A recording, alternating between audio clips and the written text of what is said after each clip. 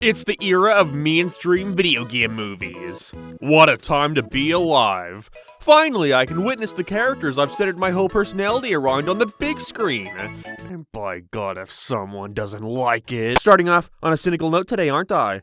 Really, I don't feel too strongly either way about the 2023 Mario movie. I watched it twice when it came out, didn't feel much about it one way or the other, and never thought about it again. It looks wonderful, has a fantastic score, and enough references to make even the most casual of Mario fan have a nostalgia blast. But on the other hand, it's impossible not to acknowledge its lack of any real plot, semblance of depth, and breakneck pace jumping from reference to reference without allowing the film to sit in anything, really. Stuff is constantly picked up, dropped off, only to be given a small nod to later to give the illusion of an arc. Enough to make $1 billion, though, kickstarting the Nintendo Cinematic Universe. Although I was confused to see the sequel would be jumping ahead to Super Mario Galaxy, it was very strange. Even then, that's to ignore that because of that first movie's lack of any restraint when it came to what Mario game they could pull from, we saw them use Galaxy shit there already. How could I ever be that ecstatic to see the Lumas be introduced into this franchise when they were already in the last one? When I hear them use an orchestral version of Gusty Garden Galaxy, no matter how amazing it sounds, it's hard for my mind not to immediately jump to the credits of the first film when they're already using it. Even then, it's weird to jump all the way to Galaxy, especially when the original wasn't really about any game in particular. And neither is this one, mixing elements from Odyssey, Galaxy, and Sunshine, but it's for marketing. I'm not gonna act like I don't understand. A Mario Galaxy movie sounds a whole lot more exciting than a Mario Sunshine movie, or Mario 64 the movie. But despite the series' lack of attention on story, Galaxy is most frequently touted as having the franchise's best, namely with its focus on more quiet, melancholic moments, its indescribable atmosphere and music, and basically everything it does with the character of Rosalina. If this film can hone in on even 1% of that, we could see a movie that fixes basically every issue with the first. Then we learned that Bowser Jr. would be the villain, voiced by Benny Safdie. OMG, the Piantas, Pikmin, Fox McCloud, Smash Brothers movie, confirmed? Wart from Mario 2 USA, of course, if you weren't aware the original Mario 2 was. Just seemed like it was doing too much, being the Mario Galaxy movie in name alone. Either way, it's out now, so what do I think? It was awful. Like, it actually might be some of the worst shit Illumination has ever put out. It makes the first one look amazing in comparison. There was a fucking kid who kept slamming his head by the seat beside me, he was so bored. To get the very few positives out of the way, the film looks fantastic. The colors, the set design, the animation, all looks great. It does a great job at tricking you into believing the movie has a heart. Same goes for the music, pulling themes from Galaxy, Odyssey, those are the main two, but it all sounds fantastic. I have no issues whatsoever with how this movie looks or sounds. All my problems stem from the plot and dialogue, the most important things when it comes to a movie, unfortunately. We don't really know how much time has passed from the first film, but we see the new Princess Rosalina tell her Lumas about the story of Princess Peach, before eventually being captured by Bowser Jr. We then cut to the Mario brothers who, out of nowhere, discover Yoshi hiding in a warp pipe, taking him back to the Mushroom Kingdom just in time for the Star Festival, which coincidentally takes place on the same day as Peach's birthday. One of the Lumas has escaped Bowser Jr., letting Peach know of Rosalina's kidnapping. With this, she sets out to rescue her, leaving Mario and Luigi in charge of the Mushroom Kingdom, including the now shrunken Bowser. Over the course of the film, we see Peach's castle get taken to space by a UFO, with the gang now setting out to find their friends as well as a way home. The film expands on nothing from the first. What you see is what you get, just a bog standard space adventure rescue mission, for a character none of these guys have met before. Or have they? By the end of the film, in a twist that everybody saw coming, we learn that Peach and Rosalina are sisters? Better yet, they have this special sibling bond that allows them to take control of the cosmos or some shit.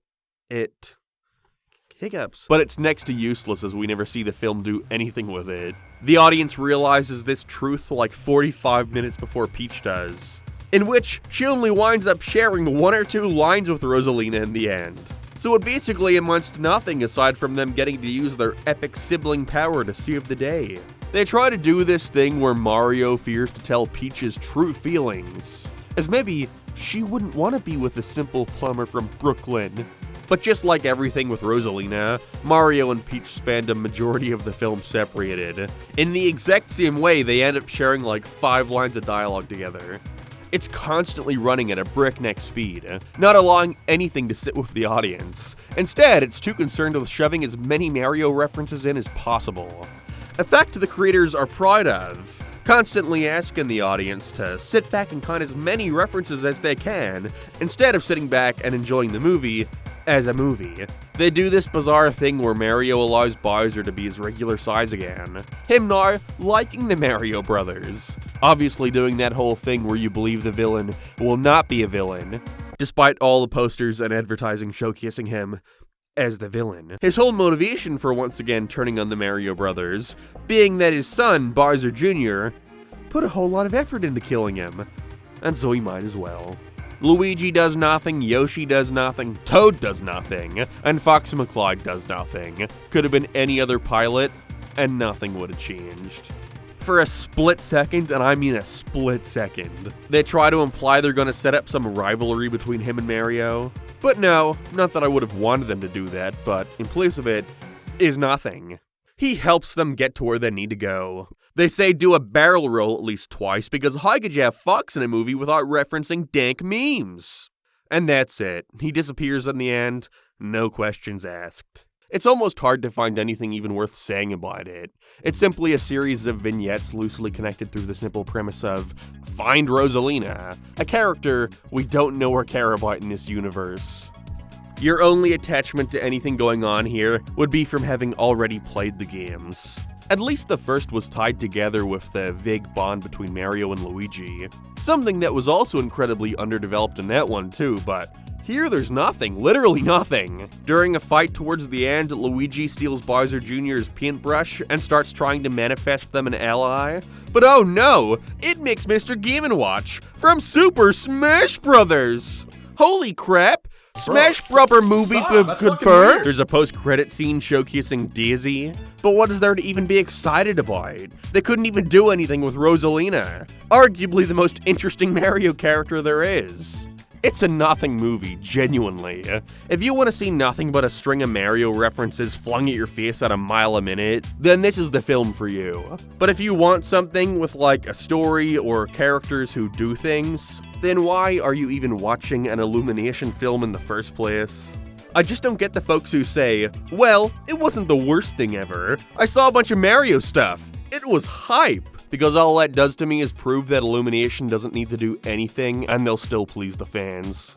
The whole first film revolved around the idea that Mario was this fish out of water, being transported to a world where there's no real logic. There were floating blocks and power-ups, a city inhabited by monkeys, a giant evil turtle. Going to space just doesn't really offer anything that feels as if it couldn't be done the first time around.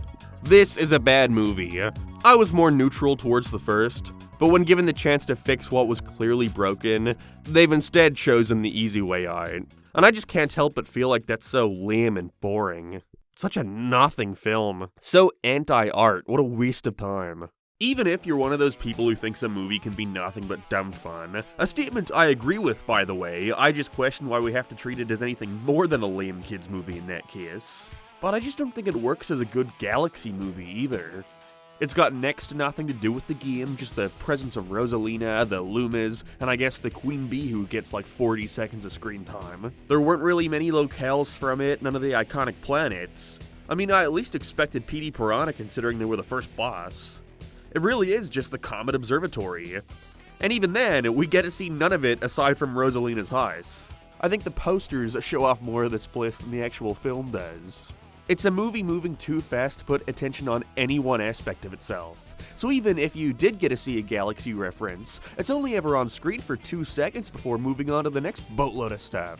Despite being on the poster, Wart and Meiser have maybe like 2 collective minutes together. Rosalina opens the film, yet disappears until the last half an hour. It's just bad. in my opinion. A bad kids movie, a bad Galaxy adaptation, a bad sequel. There's just nothing here. It's like a black hole of Mario iconography. Honestly, it's more interesting for me to talk about the response to it all, as Mario fans are once again in an uproar, and not just at how I pronounce the name Mario. Instead, it's that people expected the Mario movie to be anything more than a reference fest. We go through this every video game adaptation, and it's only gonna get worse now that studios have realized all you need to do is show people the characters and locales they're familiar with. They'll do the marketing for you at that point.